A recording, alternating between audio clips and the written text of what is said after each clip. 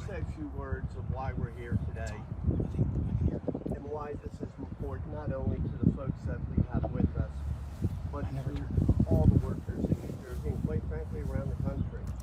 And we're here to talk about health and safety, particularly the safety at warehouses that Amazon controls. So I have asked OSHA to conduct an investigation based on reports of injuries at Amazon New Jersey warehouses. Let me give you some statistics, just try to grasp what is going on. New Jersey is Amazon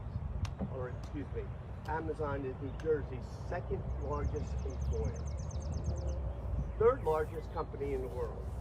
The point I'm trying to make is they're very big, very powerful. Most importantly is they have the ability to do the right thing, and I'll explain what that means in a few moments. The warehouse behind us is new. We're not talking about old and outdated. Amazon, quite frankly, brags about their warehouses and have stated on more than one occasion it's the safest place on earth to work. But in New Jersey, Amazon's rate is up 54% from 2020 to 2021. Amazon workers' serious injury, and you'll hear more about that. This is not, I stubbed my toe, this is a serious injury, make up 55% of all serious injuries in the state of New Jersey. 55%, that means 1 out of 2 people who have a serious injury on the job is an Amazon worker. Amazon warehouse injury rate is 88% higher than the industrial average. We're talking apples to apples here, warehouse to warehouse, 88% higher. That's unacceptable. That's crazy. Again, second largest employer in New Jersey, third largest company in the United States. So, as a policymaker, this just conjures up what the hell is going on at Amazon warehouses that isn't helping other places. I'm an electrician by trade. I worked in warehouses and refineries throughout South Jersey and Pennsylvania. I know what it's like to be on the job. They used to brag when they hit 1 million man-hours worked with no lost time injury. No injury. And what we see here, and you're going to hear more of exactly what's going on. But why this becomes personal? In my career as an electrician, 3 times I was on a job site where one of my fellow workers did not go home. Was killed on the job. I never forgot any of them. It sits in the back of my head all the time. Somebody losing their life on the job is unacceptable. Somebody being hurt on the job.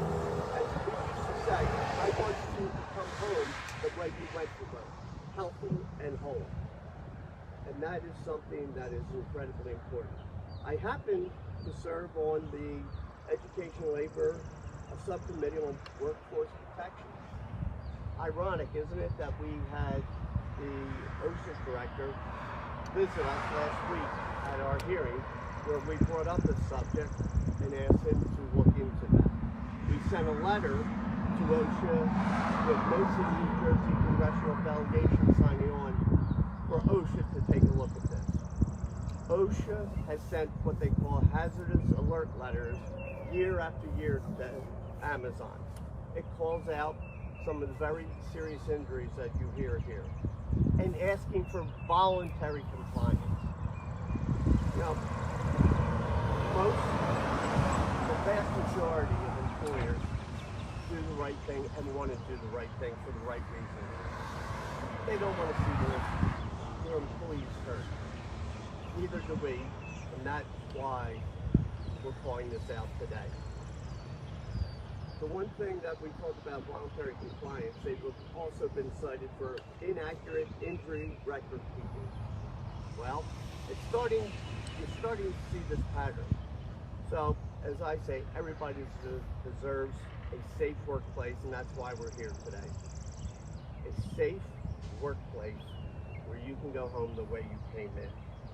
So, what I want to do now is to introduce to you a number of folks who can validate some of the numbers, but more importantly, the very real world of what we're dealing with Amazon. The first I'm going to introduce is Nicole Rodriguez, who is president of New Jersey Policy Perspective, who's been focused on this issue, and we want to say thank you for collecting not only the information and making sure that we're getting it, but making sure that employees can go home the same way they came in. Nicole?